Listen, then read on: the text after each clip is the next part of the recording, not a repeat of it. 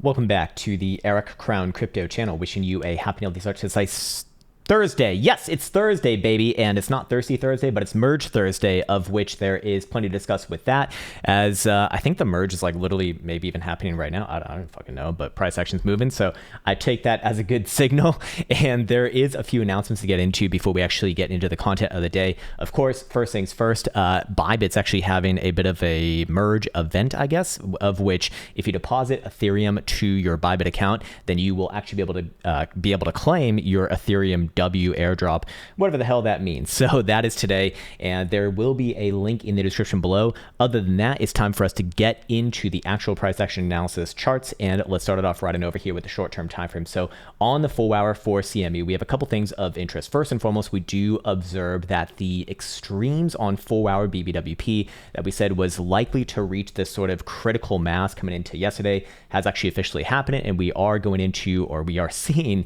right here, a bit of a contraction phase. So whenever I see something like this, after two extreme reads, relatively close to each other, I'm looking for a bit of a reversion play, of which in this case, after the first major move was to the downside, probably going to get a little bit of a bounce attempt. Now, again, I want to be very, very deliberately clear here. Bounce attempt, not the same thing as a higher term time frame reversal. We'll get into the higher term time frames a little bit later, but for right now, yes, there is hidden, I almost said hidden bearish, but hidden bullish divergence of 2 drives variety over here on the 4 hour RSI. And then on top of that, if we do address the low term time frame stochastic momentum, you will notice that all lower term time frames kind of coming in from the same angle here. So 4 hour stochastic momentum turns up above 19,900, or I guess remains the upside. Again, this is a very, very weak read right here, to be fair, but it is there nonetheless. If we go to the 3 hour, also going to be headed up as long as Bitcoin's above 19,650. Bi-hourly going to be showing upside as long as Bitcoin's above 19,800, and hourly is going to be up as long as Bitcoin is above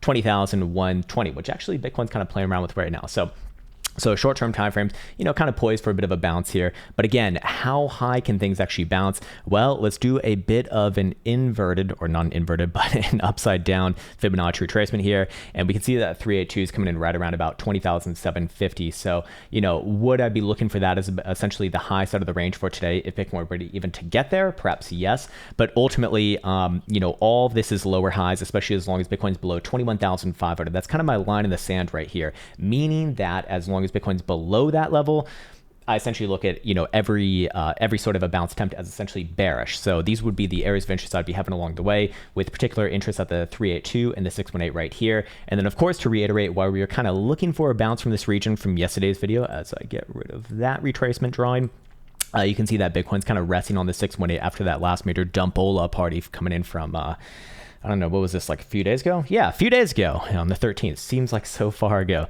Anyways, in this case, I want to then come back at this from another angle, looking at the higher term time frames, because this is where things become a lot more, well, dare I say, interesting. Well, depending upon your disposition, of course. Anyways, the 2-day time frame for CME is showing hidden bearish divergence potential over here. I do think that this is personally more of a formality than not, because we do already have a major rejection on the last 2-day closure, and barring, assuming that we do see any sort of a move below the last 2-day low, I would be looking at that as a continuation and very likely to play out that divergence, of which we'd have 1, 2, 3 drives coming in from this high, from the June highs, the more recent highs in August, and then of course this high that we just saw more recently at about 22,500 or so on CME. On top of that, this analysis still has not changed over here as well, and that is going to be the 5-day signature, of which on the 5-day charts, Bitcoin under pressure here still. So what essentially is the signal that we're looking at? Well, the signal is a volatility versus momentum signal, and the volatility component of this is going to be represented by the 5-day BBWP, which measures volatility, aka the dispersion of returns. I need to make sure that my own trades are going well over here. Nice. That's good. That's very nice, in fact. All right, sweet. And so anytime that we do see the 5-day BBWP indicator get down to 15 percentile or lower, which I define as extreme lows, which has happened many times, many times in the past 45 years now, well, the average move from those extreme lows has been about 45.35%. Sorry, 45. I'm seriously fucking dyslexic and undiagnosed, so it's very dangerous, but 42.35% right there. The average days taken from the signal given is about just under 37 days. And the first standard deviation from these results, which represents where we expect 68% of these to kind of fall between, would be between about 35% all the way up to 49.5%. So in this case, the 5-day stochastic momentum oscillator has gone the correct direction on actually all of these volatility expansions for the last 4 to 5 years here, which, to be fair, I do not expect that relationship to hold true like for forever. It's definitely going to not be perfect for forever. I can assure you of that. But for now, pretty fucking good. So in this case, what are we essentially looking at as of right now? Well, a few things of interest. First and foremost, this signature is active as long as the 5-day stochastic momentum oscillator is still pointed to the downside. And we can see that the pivot point coming upon the next closure would be 21,800. That is to say, as long as Bitcoin is below 21,800, well, momentum remains to the downside.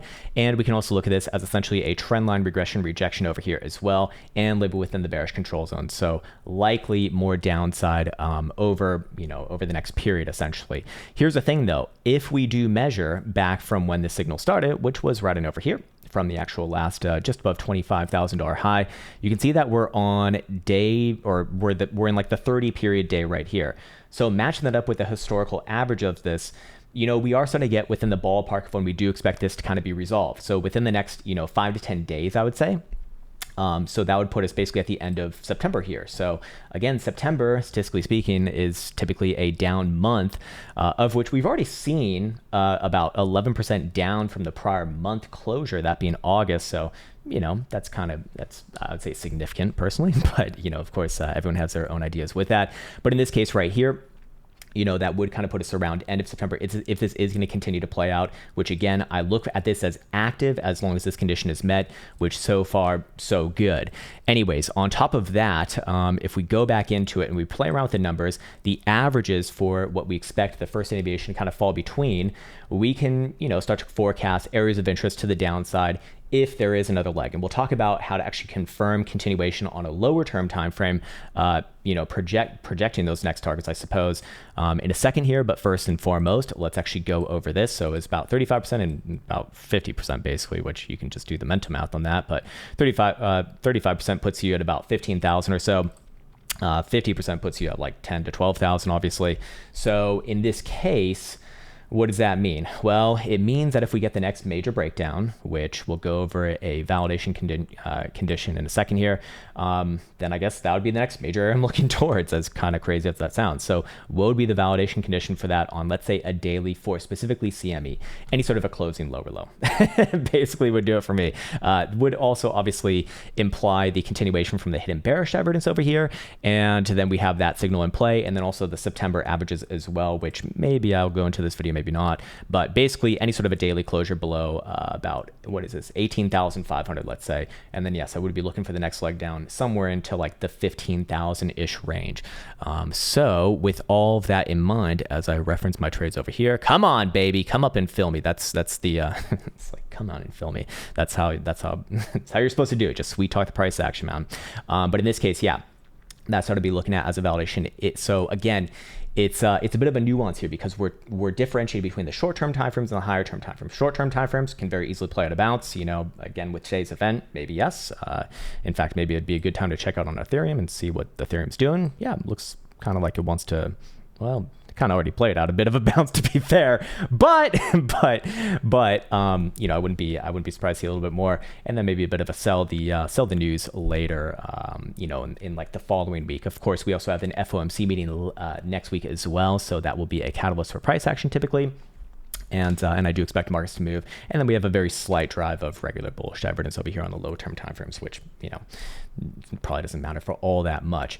Anyway, should we go into the September analysis? No, I think we don't need to for today. Perhaps I'll save that for tomorrow, but that is where I'll leave it. Again, short-term timeframe can play a little bit of a bounce. We do have some